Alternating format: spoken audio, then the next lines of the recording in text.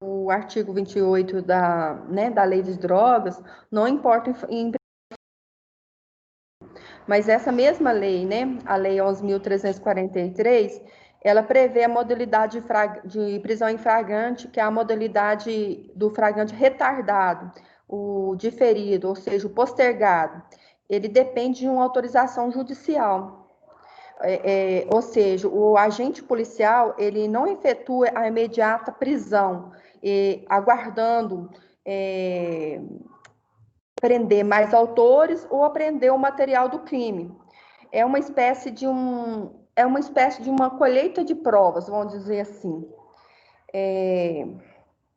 É um tipo de ação controlada e também, como eu falei, ele depende de uma autorização judicial. Isso é muito usado na investigação de um crime organizado. Por isso que se faz necessário a diferenciação da modalidade de prisão em flagrante dentro da legalidade.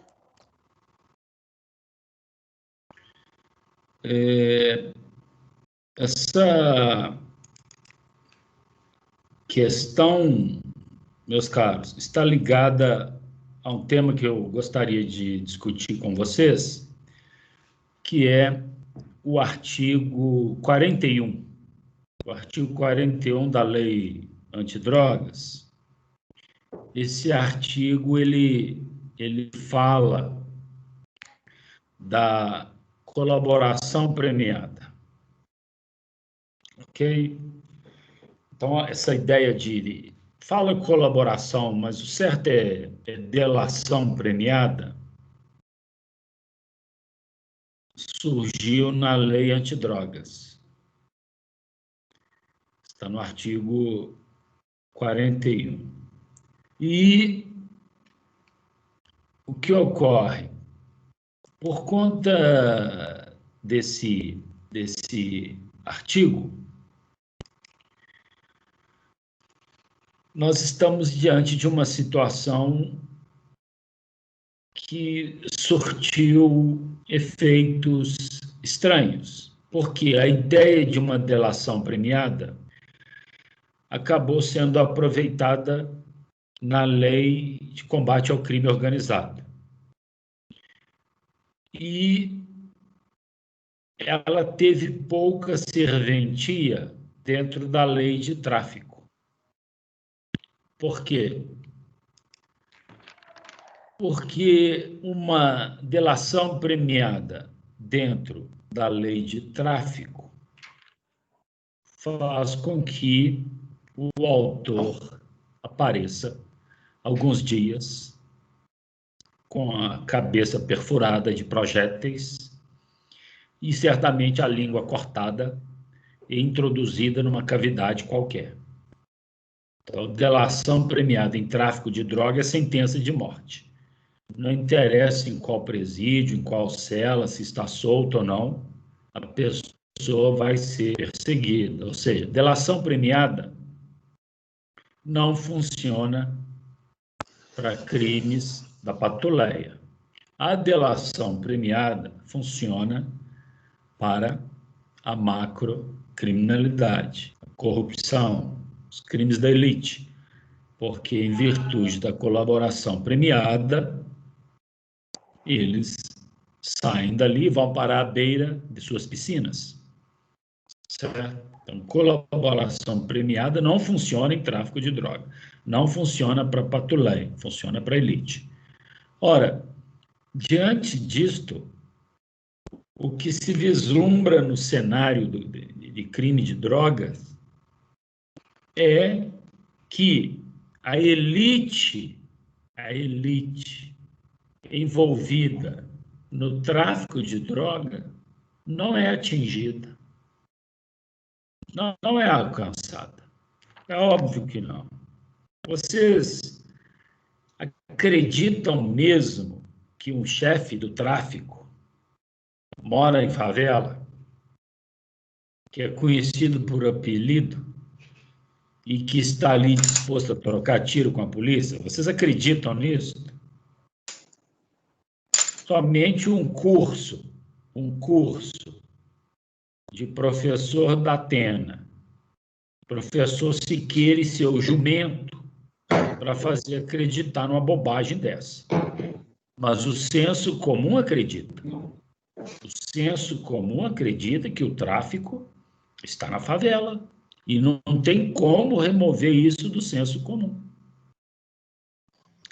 Okay? Então, é claro que essa temática pode inserir subtemáticas, novas discussões, mas a verdade é que a lei de tráfico de droga serve para muitas coisas, exceto proteger a saúde pública. Também quem acredita nisso é o senso comum. Tráfico de droga é uma bobagem. Ah, mas o fulano mata, então é homicídio, outra coisa. Ah, mas ele sequestra, então é outro crime. Ok? Então, retirando o traficante, o tráfico em si é um crime ridículo, mas ele está demonizado porque ele leva a outras práticas. Ué, mas como leva? Com base em qual estudo você fala isso? Tem algum estudo? Você é mãe de Ná? Você faz algum trabalho assim de futurologia? Tem nenhum estudo científico que prova isso. O que ocorre é que se alguém está envolvido com tráfico, mata uma pessoa, são dois crimes, é homicídio e tráfico. O tráfico continua sendo uma bobagem. Muito pior que isso o Estado faz, todo dia. Muito pior que isso. Então, essa lei serve para sustentar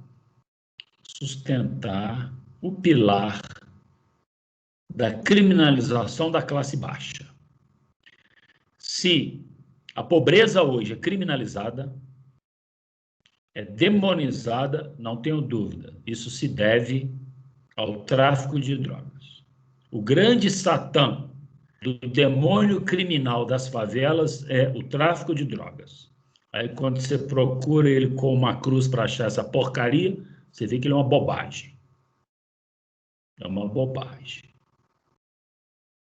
E que não merece essa correria toda. Fica subindo em favela com um tanque pintado de caveira. Tenha santa paciência. Vai procurar tráfico no Leblon, que é onde é o verdadeiro, Recreio dos Bandeirantes, Barra da Tijuca, lá você vai achar. Paremos com essa hipocrisia também. Paremos. Ok? Alguém quer fazer algum comentário? Ou podemos prosseguir? Carlos, eu só queria reforçar mais uma vez que a maioria das pessoas que são presas por tráfico, muitas dessas pessoas não são usuários nem dependentes, bem como também não são traficantes. Por quê? Porque elas estão numa situação de risco, ou, como eu disse, vulnerabilidade. A língua trava um pouco falar essa palavra. Mas o que? Os traficantes, esse tipo de pessoas, vê pessoas que estão nesse social baixo, vamos assim dizer, que estão passando por necessidades, e oferece, por exemplo, R$5.000 para transportar 25 quilos de droga, mais ou menos, e se passar, recebe, se não passar, está preso. E as pessoas com receio, não com exatamente receio, mas por questão do social, por estar com necessidade, visando a sua sobrevivência, ela acaba sabendo do real perigo que tem por trás, ela acaba aceitando esse dinheiro ilícito e tenta a sorte, porque o Estado no Estado ele não prevê questão de saúde pública e muito menos a educação e a segurança, e muito menos a questão de alimentos. Então, qual é a opção que a pessoa tem?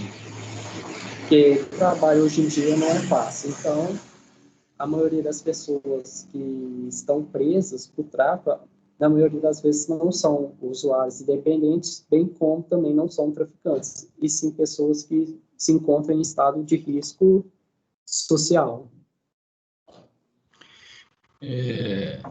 Exatamente, então, e já encerrando, e depois a Rosilene também, caso queira pesquisar, muito estranhamente contrário a esse flagrante, tem o fato de chegar uma viatura na delegacia com 3 policiais e o tal traficante. Localizado aonde? Lá na rodovia.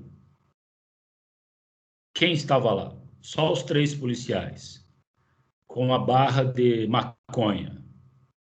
Quais as testemunhas? Os policiais. Aí o condutor fala, não, isso não é meu.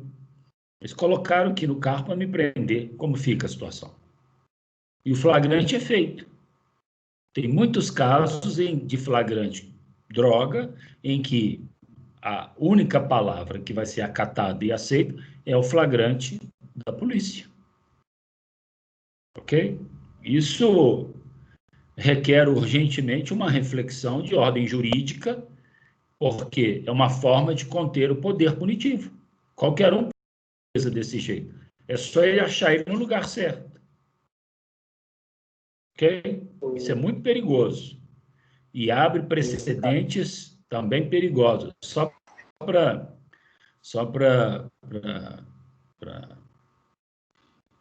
completar, cabe ao direito estabelecer limites ao poder punitivo, ok? E não buscar defender algo pouco explicado, que é a saúde pública, a todo custo. Pois não, David, pode falar. É que aqui, durante o trabalho, eu não coloquei isso, lá do laudo preliminar de exame químico como requisito de procedibilidade para denúncia. É que quando há alguma prisão, para que se verifique a prisão, precisa do perito, que é devidamente estudado, igualzinho fala no sentido do artigo 50, parágrafo 1º.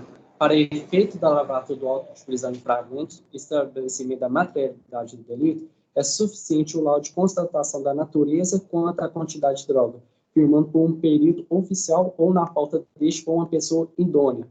Aqui fala que pode ser por um policial. Além do mais, o parágrafo 2º é o perito que subscreveu o laudo que refere o parágrafo 1º deste artigo não ficará impedido de participar da elaboração do laudo definitivo.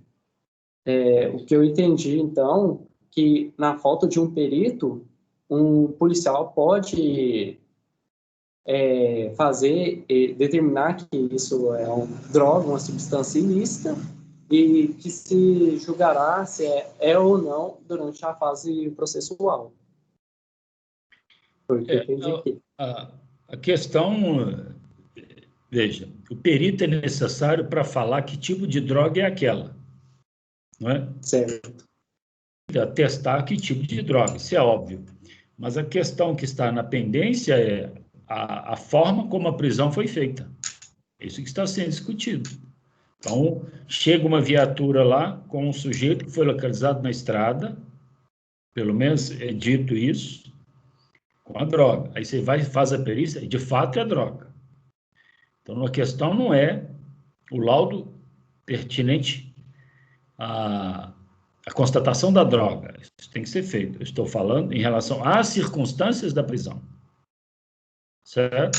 A circunstância da prisão é que coloca, naquele momento, a presunção de inocência prejudicada, porque vai prevalecer a palavra dos policiais.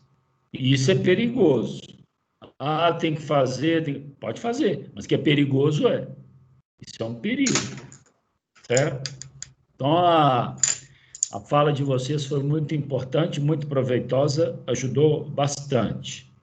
Quando nós fizermos uma atividade parcial, que eu vou falar dela agora, depois que vocês colocarem o nome, logo abaixo vocês me lembrem que participaram dessa atividade, ok?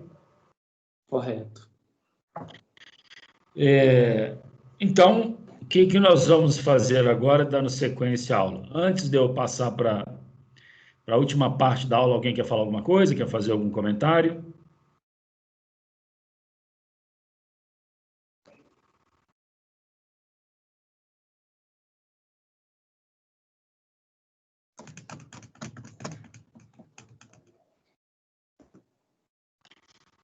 Bom, então agradeço mais uma vez e dando sequência, meus caros, acabei de mandar o Crepúsculo a nossa atividade parcial. Vejam aí.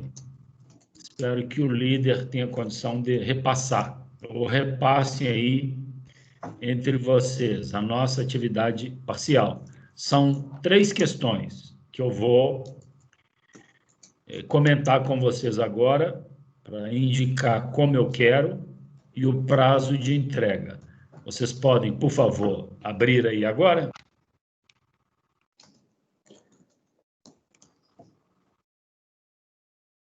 Vou tentar aqui, peraí. Vou tentar.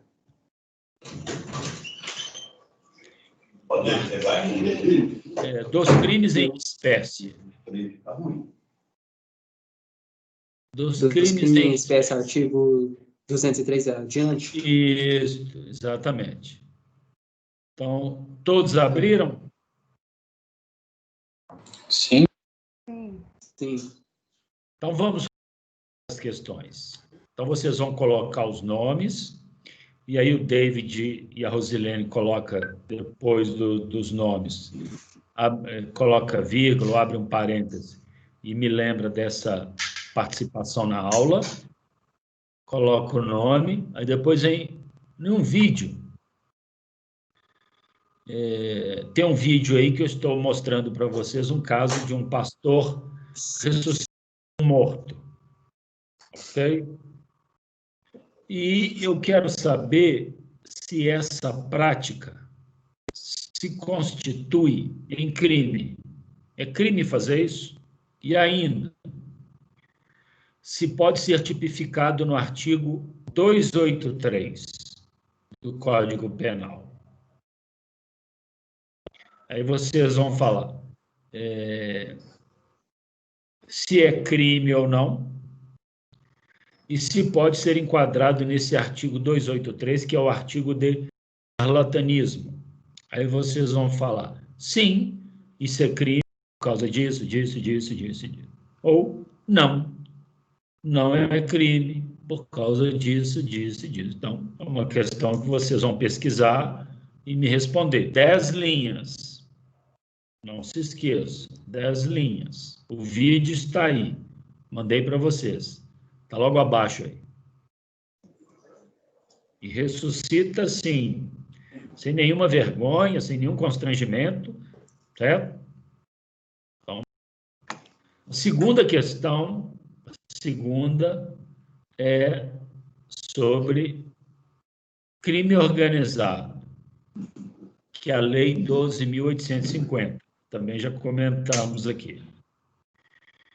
Eu pergunto se o vídeo abaixo, que é esse aqui, que fala da Lava Jato e da Vaza Jato, tem uma conversa dessas pessoas. Eu quero saber se isso que essas pessoas estão fazendo pode configurar organização criminosa, conforme essa lei. Então, vocês vão ver esse vídeo e vão me responder. A prática pode ser configurada em organização criminosa? Fundamentar. Vejo que na segunda, vejam, eu não coloquei limite de linha. Pedi só para fundamentar. Então, vocês respondem da maneira que achar mais adequada. Vejam que a primeira questão vale 500, a segunda vale 500, a terceira vale 1.500. A terceira fala do Atlas da Violência 2020, que eu já mandei no Crepúsculo para vocês. Foi os pesquisadores desse Atlas da Violência 2020, que faz algumas observações sobre crimes contra as mulheres, contra os negros, ok? Os pesquisadores deram uma entrevista coletiva. Os entrevistadores deram uma entrevista coletiva. Está o vídeo aqui, logo abaixo da entrevista. Eu quero que vocês analisem essa entrevista e me respondam indicando 5 pontos importantes dentro dessa entrevista que estão ligados com a nossa matéria. Então, vocês vão em entrevista, eles vão falando, vocês vão anotar 5 pontos importantes identificados com a matéria, fazendo, é claro, os devidos comentários. Por que você escolheu aquele ponto? Tem uns 20 pontos, tem muitos. Eu quero que vocês escolham só uns 5, o que tem a ver com a matéria, faz os comentários, mínimo 10 linhas. Isso é tranquilo para vocês. Essa questão vale 1.500. Certo?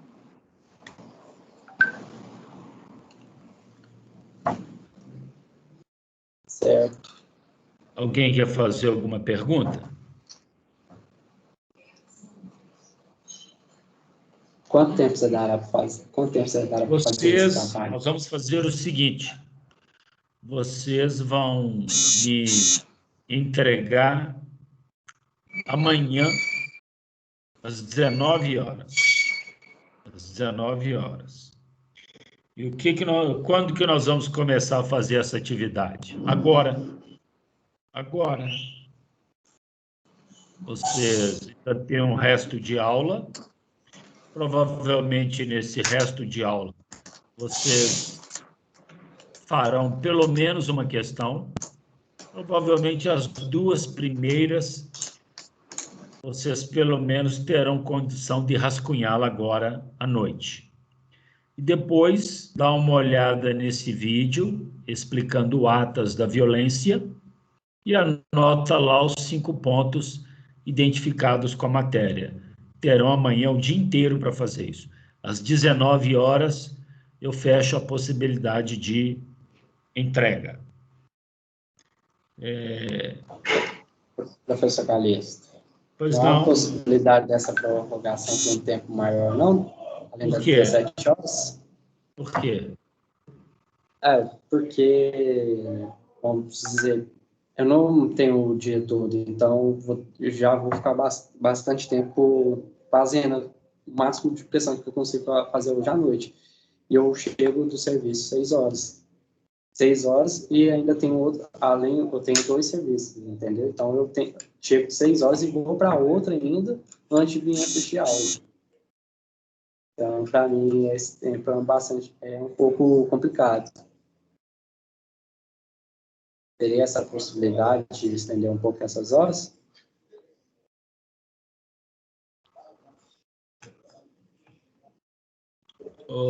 Quem que é o líder Quem é o líder dessa turma? Eu, Calixto. Eu queria que você comentasse esse pedido do David aí. Procedente, hein, Wesley? Você não pode coagir a testemunha, não, hein? Coação a testemunha e prisão preventiva. Wesley, o que você acha? Foi uma fundamentação, assim, mais ou menos, mas eu acataria. Brincadeira, mas é procedente.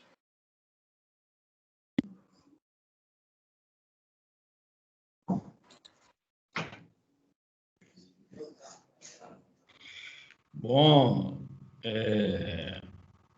meus caros, então porque eu também tenho que agilizar isso em relação à escola. E pode te apertar um pouco, meu caro David, mas eu vou estender, então, até amanhã às 22 horas. Combinado. Ok? Combinado. Lembrando que Perfeito. boa parte dos créditos você já vai ter por causa dessa participação. Ok? Combinado. Então, Wesley, eu vou estender o prazo, então, para até às 22 horas da manhã, certo? Perfeito, Calixto. Ótimo. Perfeito. Muito obrigado, professor Calixto. Tá. Então, nós já começamos agora. Quem quiser já começar a fazer, já pode. Já vai rascunhando.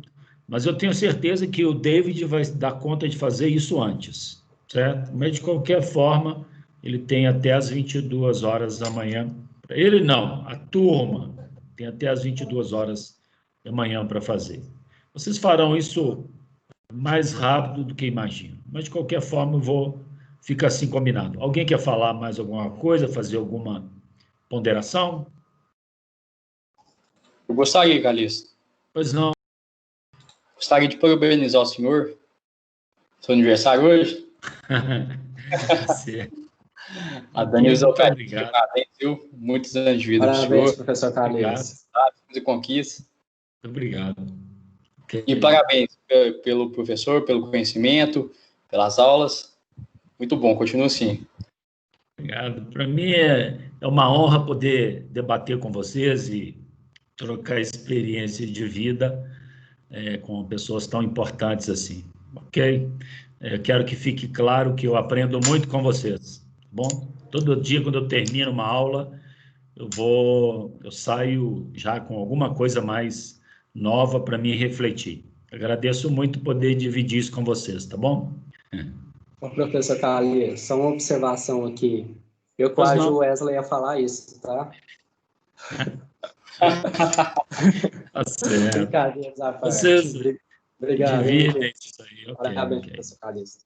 Então, meus caros, quem quiser eventualmente sair da sala para já começar a fazer essa atividade, pode ficar à vontade. Eu vou ficar aqui até as 22. Estou aqui, mesmo se eu fechar a câmera, podem me chamar, estarei aqui. E vai dar certo, até amanhã às 22 horas, todo mundo já terá me entregado, ok? Fechem a câmera então, comecem, e daqui a pouco eu tenho certeza que já estarão terminando a atividade, tá bom? Pesquisem bastante, pesquisem. Joguem o tema no Google, pesquisem, que tudo vai dar certo, ok? Combinado. Obrigado. Perfeito, obrigado, Calixto. Tchau, professor. Feliz aniversário. Obrigado, boa noite. Boa noite. Falou, Calixto, até mais. Parabéns, cara. Obrigado. Boa noite. Boa noite, professor. Feliz aniversário. Muito obrigado. Boa noite. Boa noite, pessoal. Boa noite, professor. Feliz aniversário. Boa noite. Bom descanso para vocês. Obrigado.